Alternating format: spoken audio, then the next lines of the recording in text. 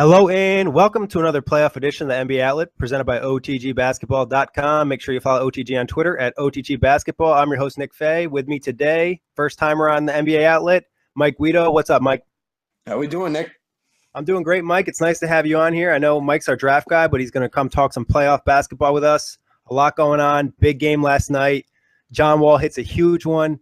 Wizards win Game 6, force a Game 7. What'd you see last night? What'd you like? You know what? I've always looked at John Wall as kind of like almost like an overlooked player in this league. You know, he's definitely got the skill to do everything. His really only big thing, especially when he was coming out of college, was that he really couldn't shoot it. And, you know, him being able to hit a big shot like that last night is just further proving his worth in this league, especially ever since he came out of college. He's definitely proven his skill set. Yeah, that's something I agree with 100%. I've been saying this for a while. If you ever listen to this pod, you know, I'm a big John Wall guy. He's kind of somebody Right. who's overlooked. His impact, like you said on the game, he kind of can do everything, and his shooting has been great in the postseason, and there's not many guys with that type of speed in the NBA that you can control him. Oh, that's the one thing that impresses me about John Wall the most, is that he is just absolutely incredible as far as speed goes with the ball in his hands. And that was pretty much his best trait coming out of college as well, since I was watching him.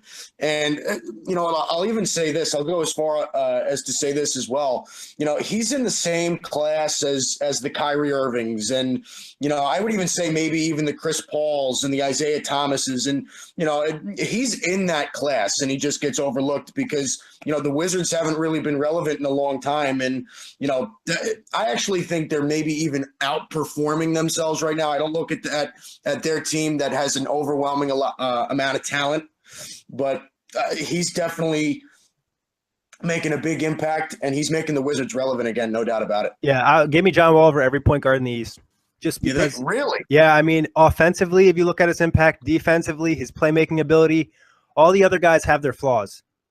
You know, you can't really say John Wall's shooting has been maybe a little bit inconsistent, but I'm taking John Wall as my point guard if I'm starting a team. Wow. Okay. I think that I respect that. Listen, I have nothing against that. I would say my only other option besides that would probably have to be Kyrie Irving. And it's simply because I think as a playmaker on the offensive side, he's as crafty as anybody in the NBA. But his all-around defensive game is still developing, especially, you know, I mean, he came out of the draft in 2011. So, you know, he's still kind of getting there defensively. But listen, there is absolutely nothing against picking John Wall out of the East, not even a little bit. Yeah, and I think a little bit of Kyrie, too, is like, you know, we haven't really seen him at his best without LeBron. So when we see him, we'll kind of have a better idea. One thing I like about John Wall, I think, is his passing. You're right. I would think Kyrie's the better scorer and finisher in the paint. But John Wall's speed, and I like the way he just runs the offense, and he does so much for that Washington team. Obviously, another guy stepped up, though, for Washington last night, and that was Bradley Beal. No, he's been, you know what, and I keep going back to how they were when they came out of college. That's my job here. But when Bradley Beal came out, I mean, everybody was shocked when the Bobcats took the former Bobcats took Michael Kidd-Gilchrist at number 2 overall over Bradley Beal. And it was actually funny because there was a rumor going around that if Bradley Beal was the number 2 pick in that draft, then Cleveland was going to trade up from 4 and give up their remaining 2 picks in the first round that year to get Bradley Beal. But ever since Bradley Beal's been in the NBA, he's been a lights-out shooter. He's just one of those guys that you trust with that outside shot, you know, and he's really come around as an all-around player. Him and John Wall are a really good combination as far as backcourts in the NBA are concerned. Yeah, and I think that's their major plus. But the other backcourt played great in this last night, too. Isaiah Thomas, Avery Bradley put up some big points. It just wasn't enough, but it was a great game on the road. And what did you see from the Celtics that you liked last night that kind of gives you confidence that they'll win a Game 7?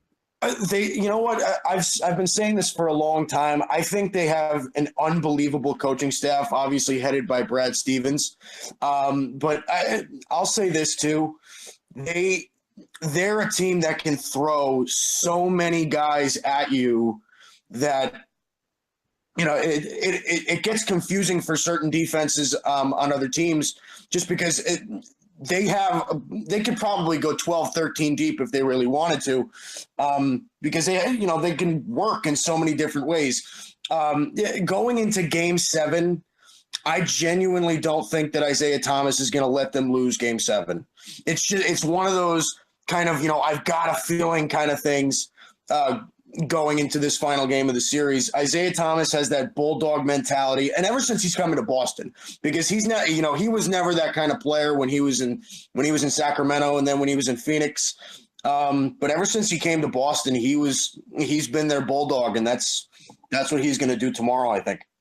Yeah, no, Isaiah Thomas is definitely going to have a big Game 7. He hit those 2 big shots. He did have the turnover late, but Avery Bradley stepped up too. The Celtics team, like you mentioned, they have that ability to throw multiple different looks at you. And with a coach like Brad Stevens, he's able to, use all those different tools he has. And it does make it really difficult to game plan for the Celtics because you never know what they're going to throw at you. So, right. And if you remember, Nick, and I'm sorry to cut you off. It's actually really interesting because Avery Bradley came into the NBA. He was drafted as a point guard. And his main thing was, and his offensive game is really, really developed incredibly well. And because his main thing is he was just an unbelievable defensive player, pick your pocket, Tony Allen type kind of player.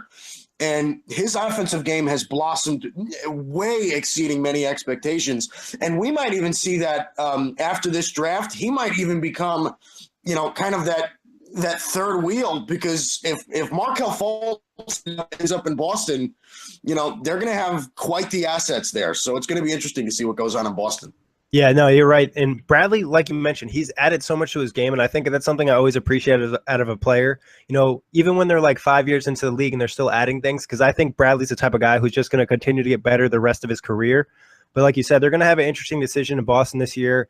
They obviously are going to most likely have the number 1 pick, and they're going to have a ton of assets to make a move. And it's, are they going to want to keep this guy? Are they going to want to make a move for Paul George, Jimmy Butler? A lot of interesting stuff for the Celtics, and a lot of that can be determined on Game 7. If the Celtics win Game 7, it's going to be harder for them to make a big trade and disrupt this team.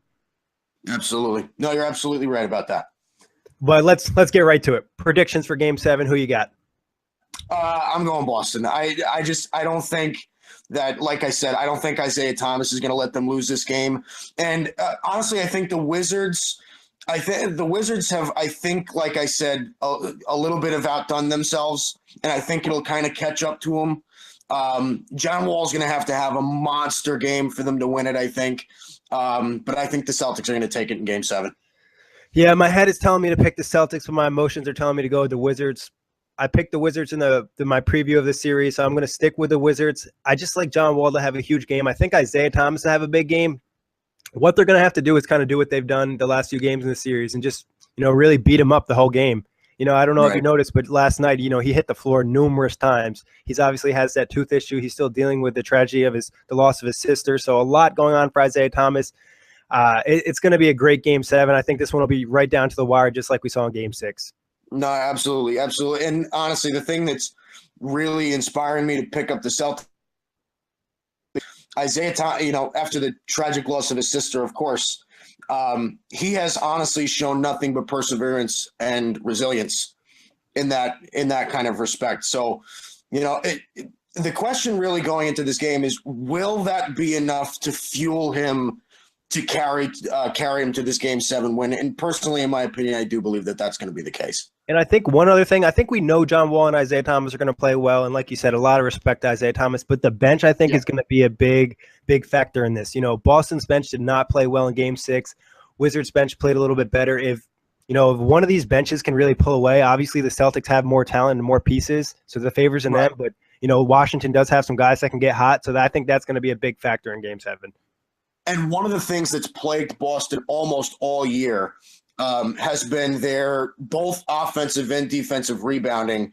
And with a big, legitimate big man that the Wizards have in Marcin Gortat, they're going to need guys like Al Horford and Tyler Zeller and Kelly Olynyk and Jonas Jerebko. They're going to need all those guys to step up on the boards as well. So that's going to be a big factor into this game as well. Yeah, and Jan Mahimni coming back has had an impact too because it's not like he's an amazing player, but he does have a little bit of an inside presence off the bench. So I think that's a good point, something to keep an eye on. But let's talk about a game 6 that was disappointing as can be, and that was Spurs and Rockets. No Kawhi Leonard, elimination game for the Rockets, and they just get destroyed by the Spurs, destroyed from the get-go.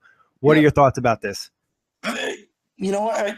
My original thoughts were it was in shock. I couldn't believe it. James Harden has been playing at an MVP level pretty much throughout the entire season, as we all know that. But my second thought, honestly, was, this stuff happens. So, great players go through this stuff, and you know what? The Rockets were a fantastic team, but the one thing that I noticed about the Rockets, honestly, was when they hit 3-point shots, they won. When they didn't, they lose. That's just the way that they were built. So I give Mike D'Antoni a lot of credit. I think he absolutely deserves at least consideration for Coach of the Year, if not winning the entire award. But how hard is it to bet against the Spurs? Honestly, Nick, seriously.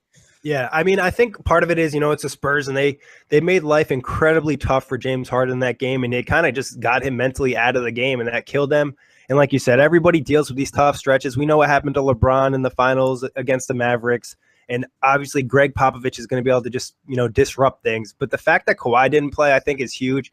I also think it says a lot about the Rockets team in general is like, if Harden doesn't have a big game, they also don't have a shot.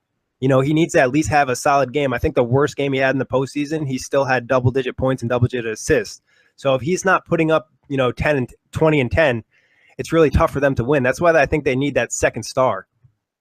They need that second star. The biggest thing for them too is, if you might agree with me on this as well, is James Harden's obviously the anchor to their offense. That's not a question here. But I think the two most important players on their team after that are Lou Williams and Eric Gordon. And it's just simply because if James Harden isn't hitting shots, and this was how he was earlier on in his career, and I mean earlier on as in, a season ago or 2 seasons ago, I mean, James Harden would average 28 points, but he'd shoot 4 for 20 and have 20 points from the free throw line. So you're always going to have that sort of taste of James Harden. That's just the way his game really is. But when you can get those ancillary players to start hitting shots as well, as good of a distributor as he is, then the Rockets would be in good shape. But again, nothing really fell into place for them in this one. Yeah, and both those guys kind of had rough series. They're both kind of hot and cold type guys, and I agree with you. Like, you saw in the OKC series and you saw in the Spurs series when Lou Williams and Eric Gordon gave them that extra pop, they were great. But when they didn't, they suffered. Especially Lou Williams. I think he really struggled in the Spurs series, and that really hurt the Rockets because he's that extra boost. After being extremely hot in the OKC series, let me say that. Exactly. He was hitting tough shots. And I mean, when I watched him in the OKC series, I felt really good about the Rockets just because he gave him that element of, I can hit a shot no matter how you're defending me. But that just wasn't the same against the Spurs. Yep. I think also a true point guard on this team, not as a starter, but as a backup, somebody to run the show occasionally, let James Harden have a rest because I think they just overuse him. I think, if I'm not mistaken, other than Westbrook, who was knocked out, James Harden has the highest usage rate in the playoffs, 35% higher than LeBron James, higher than John Wall. So, after a while, you're asking just too much of him. So I think they need to get another point guard to let him play off ball a little bit. No, I agree with that. The Rockets, the biggest thing, they're kind of a hard team to read, in my opinion, as far as the draft concerns. But I do agree with you. I do think they need to get another ball distributor, a legitimate ball distributor. Nobody like Patrick Beverley, who is pretty much a 3-and-D type, hard-nosed point guard that can play on every play. But you're right. They need another ball distributor. They need to give him a little bit of a break. And you're right. His usage rate is through the roof. And, we'll see how that shapes up. I mean, this is kind of what James Harden benefited from as well, though, because, him having the freedom to run the offense as the point guard in the D'Antoni system is kind of what made him, an MVP candidate. No, So I again, still think he should run point. I just believe that they should have a backup point guard. Someone like where the Cavs got Darren Williams, somebody to occasionally come in, just run the show, let Harden play off ball just a touch. Obviously, he's at his best when he's running the show, but everybody needs a break here and there, even LeBron James. no, of course. No, absolutely. I couldn't agree with you more on that. They definitely, like I said, they definitely need another guy who can run the offense. And it doesn't even necessarily need to be a guy who can stroke it. They just need a guy that can run the ball. They can, maybe play a little hard-nosed defense and can get the ball to the outside or dish it into the paint. They need another ball distributor. I'm with you on that. Yeah, and I would say probably, adding a young big in the draft, somebody with some size, because when Nene went out, they were just devastated inside, and that's where they really lost the series. Is Gasol killed them, Aldridge started to heat up. They were getting killed inside when the boards. Points in the paint in Game 6 was something like 62-12. So if you're going to get beat by points in the paint like that, you have no chance in any game. No, you're absolutely right about that. The thing is I've always been a really big Clint Capella fan, but the one thing that plagues Clint Capella is he's not grown into a full NBA body. He still has a really thin frame. So, I have no doubts in my mind that the kid is one of the better defensive players and one of the more athletic bigs in the league, but he does have to get stronger. He needs to be able to bang up down low. And you're right. Once Nene went down, they lost that element of strength. So I agree with you. They need, a big, solid, get in your face type big man. Yeah, and you pointed out Capella defensively definitely showed up in this series. He had some huge blocks, and I don't even think he was an issue inside. I think it's just more so that like when he wasn't on the floor, they had nobody at all to protect the paint or anything or anybody to rebound. Nobody with any size at all. So right. It'll be interesting to see what goes on with the Rockets in the offseason. They have some decisions to make, but obviously a great year. Let's talk a little Spurs though. No Kawhi Leonard, MVP candidate. LaMarcus Aldridge breaks out of his slump. Looks like LaMarcus Aldridge from Portland. Danny Green plays pretty big. Patty Mills steps up. What do you see from the Spurs? What do you like about it? Do you think this can carry on to the next series? See, to me, this is just the ordinary thing. I mean, Greg Popovich is, I'm sure you would agree, Greg Popovich is without question the best coach in this league. And he just knows how to operate his game. You know what I mean? Tony Parker's out. Kawhi Leonard was out for this one. Have we gotten – let me ask you a question, Nick. Do we have any word on when Leonard's going to be back? It's been reported that he's likely to play game 1.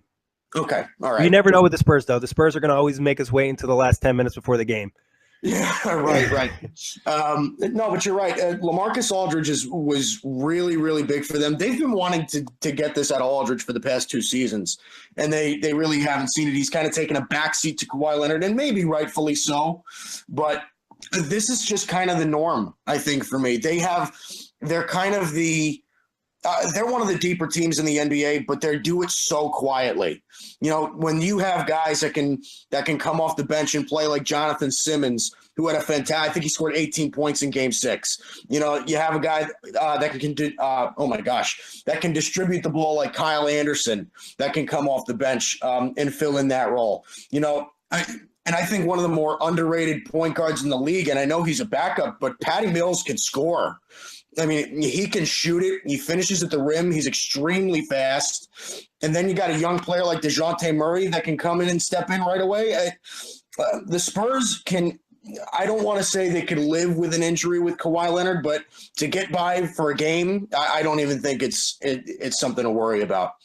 And the one thing about the Spurs, they're so well coached, like you said. They have that depth. Everybody on the team knows the system. They're all comfortable playing with each other. They know where everyone's going to be.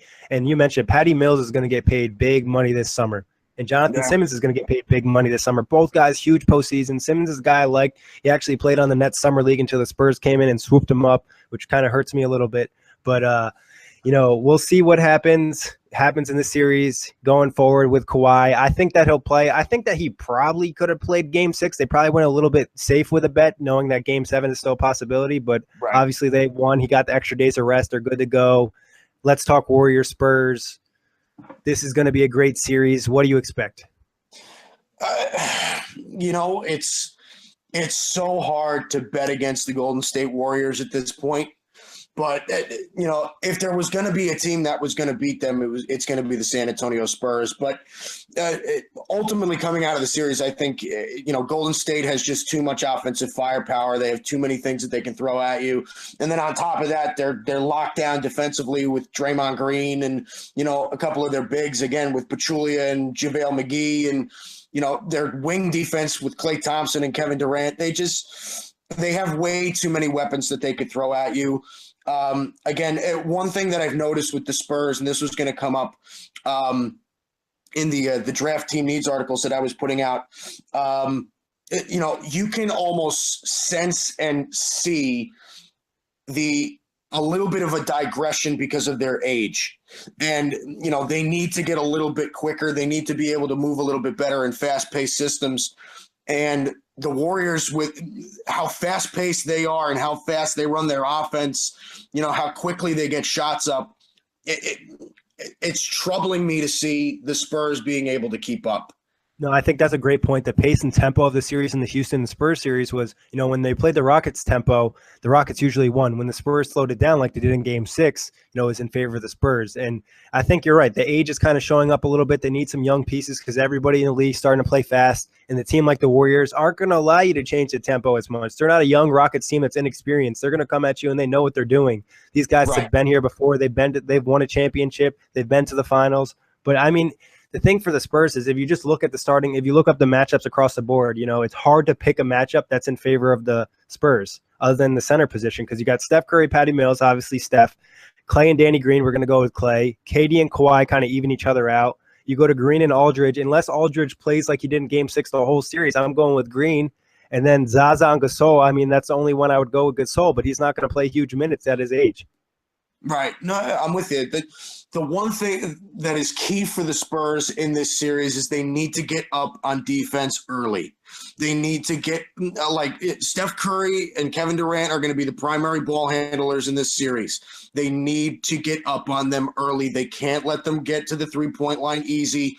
Let them have to move the ball. It'll create more turnovers. And that's one thing the Spurs are really good at. The Spurs can definitely lock you down defensively and cause turnovers, especially when guys like Patty Mills and Kawhi Leonard are on the floor because they're so fast and so versatile on the defensive end.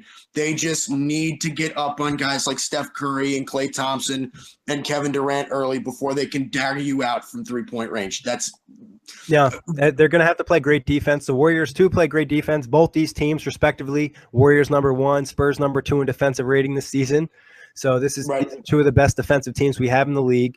And it's going to be a great battle. And then you look at the bench matchup, too. I think this is a matchup where the Spurs most of the time have some type of advantage. But when they face a team like the Warriors, I just don't think the advantage is quite the same because, you have a player like Sean Livingston, a guy like Andre Iguodala, JaVale McGee, some guys coming off the bench that are giving you good burn. Obviously, the Spurs are going to bring off a ton of guys, too. But it's just hard to see matchups in favor of the Spurs in the series.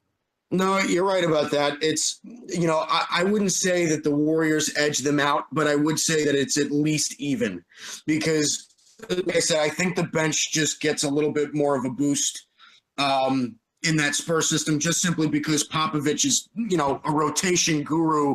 It can, plug his guys into situations where they will excel. But I look at the Warriors and I just say, you know what, if you can keep them off of the three-point line, force them to move the ball inside, like I said, get on them early, and especially when their bench guys are there. One thing that people I don't think realize is that Sean Livingston cannot shoot the ball at all. Sean Livingston is not a good outside shooter. So there is no need to play him heavy on the outside. Once you get him into just around where, right around where the paint is and where the elbows are and everything like that, then you need to run up on his defense because he's money from that range. But Andre Iguodala is not a consistent shooter. Sean Livingston is not a consistent shooter. David West is getting a little bit older. JaVale McGee can't shoot the ball at all. So once you get into that bench unit, you got to kind of read your players. Force it on the inside when their bench lineup comes in. Force it on the inside when it comes to the starters.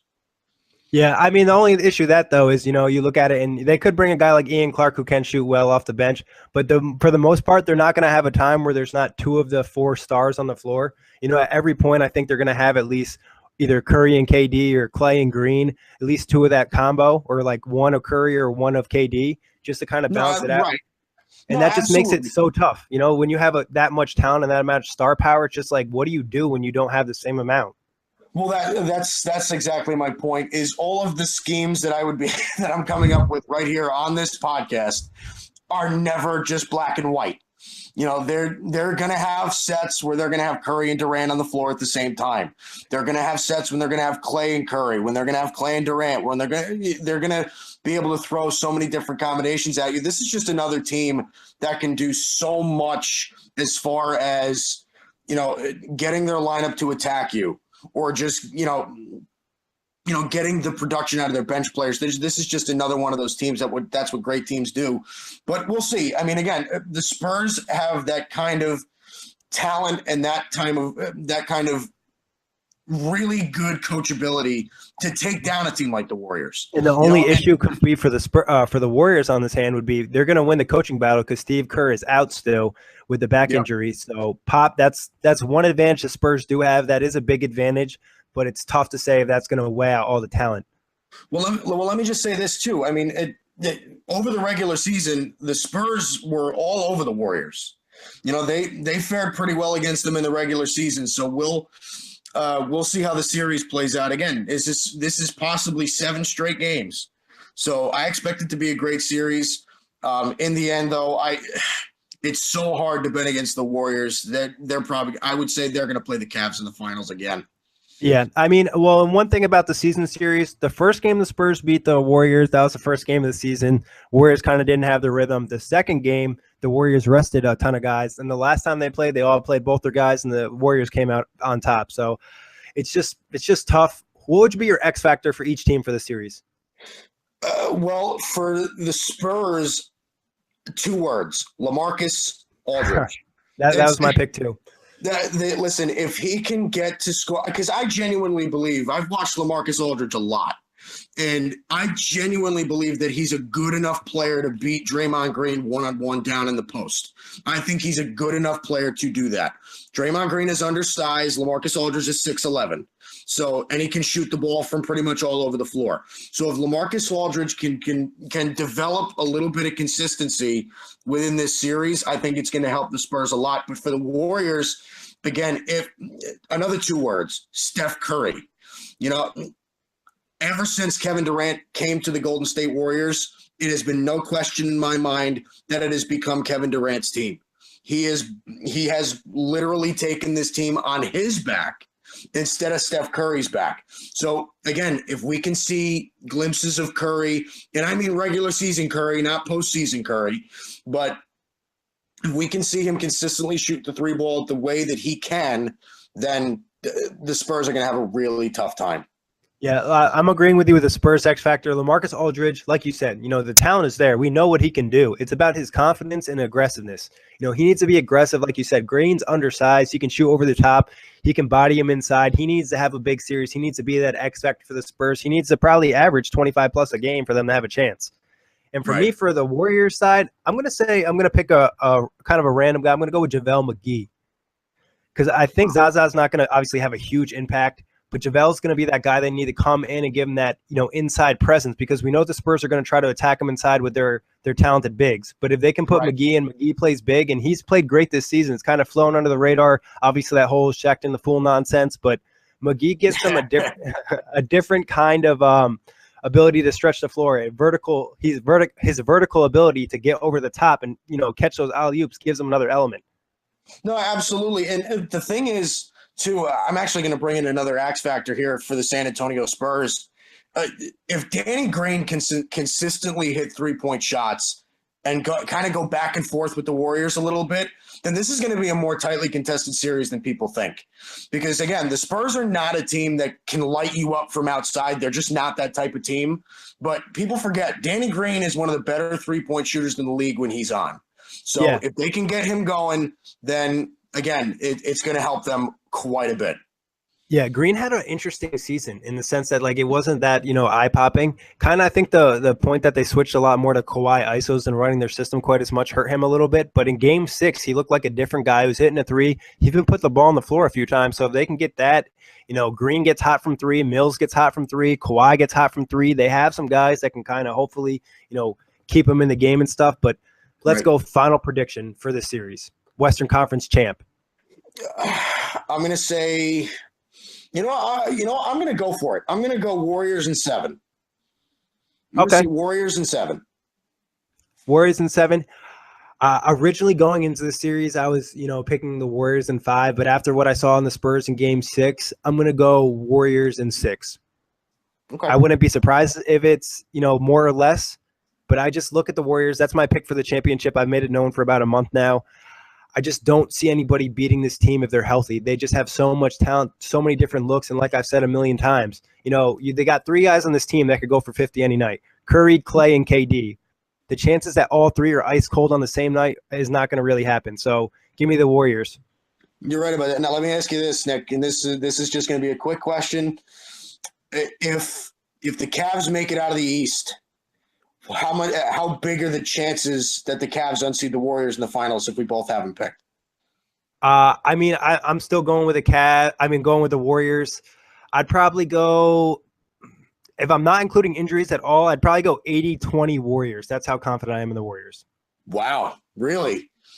And wow. I last year I picked the Cavs. I picked the Cavs in July last year to win the championship, and they did. But this year I just know, I think a lot of people still are underrating the Warriors a little bit. They're just like, oh, they beat the Jazz, they beat the Blazers, they just swept them, no big deal. But right. They handled business, and they're just a team that's on another level because not only are they the best offensive team in the league, they have the best defensive team in the league. So you're playing them both ways. It's not like they have a huge weakness where you look at the Cavs. Not to say that they're a terrible defensive team, but they're not on the same level the Warriors are defensively. Right, and we'll see. I mean, again, through my eyes, LeBron James has been the best player in the playoffs so far. I think he's making everybody look silly right now. So we'll see how that stacks up. But I think LeBron is the only person who can make me feel sour about my pick. But what I look for the Warriors to do in that series is look what they did. I think the last time they played the Cavs, one of our writers wrote a great article on OGG Teo about how the Warriors really just made life incredibly difficult for LeBron. Everything was just tough, and they just, beat him up a little bit. He's 6'8", and he's a huge guy, but if everybody on the team is bumping him, he can't fight 10 dudes. Right. No, you're right. Absolutely. But let's get some bonus coverage in here real quick. What's been the latest hype about the draft? I know who's this guy that's, just was out of his mind at the combine? Well, the guy that I was – it's actually funny because something crazy happened to me during the NBA draft combine. I was watching it, and I said a simple thing about Isaiah Hicks. And, Isaiah Hicks to me has been one of the serious standouts. He's definitely on the draft radar, definitely now, even though maybe he might not have been earlier. But – as soon as I said that, now I don't usually get a lot of retweets or anything like that on a lot of my tweets. But I will say this, the first tweet that I made about Isaiah Hicks that one day, I think I got 83 likes and 50 retweets. It was insane. They were all UNC Tar Heel fans, which was incredible. But I will say this, De'Aaron Fox is still killing it. He played great at the combine. So, again, we'll see how this all stacks out. But, you got some good numbers from Moritz Wagner. You got some good numbers from Wesley Iwundu. There's a bunch of guys that are in the mix, at least for the first round. And like I said, when I was coming out with this, one of the things that I said is that after the first 10 or 11 picks, you have about 50 or so prospects that could go in the next 20 picks. So it's a really interesting draft, really interesting. Yeah, it definitely is. And it's just you see a lot of guys going up and down. There's still a lot of time. And I know the international camps are still going to go on, and that could change some picks. Could you tell me a little bit about this guy? I don't know if I'm pronouncing his name right. Diallo?